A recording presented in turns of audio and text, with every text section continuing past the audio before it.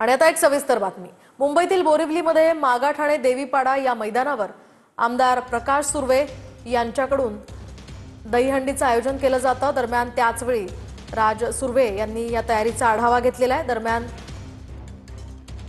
प्रकाश सुर्वे यांचे सुपुत्र राज सुर्वे यांनी संपूर्ण परिसराची पाहणी केली आहे। मागील 20 वर्षांपासून या दहीहंडीचं आयोजन या ठिकाणी करण्यात येतं।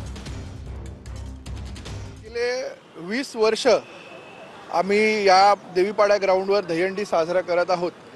परंतु या वेळेला आमचं जे दहीहंडी उत्सवाचं जे नियोजन आहे हे दहीहंडी पथकांच्या सेफ्टीला घेऊन सर्व मेजर त्यांचे सेफ्टीच्या संदर्भात आपण सर्व काळजी घेतलेली आहे। त्याचबरोबर एक ग्लॅमरस असा इव्हेंट या ठिकाणी आपण करणार आहोत।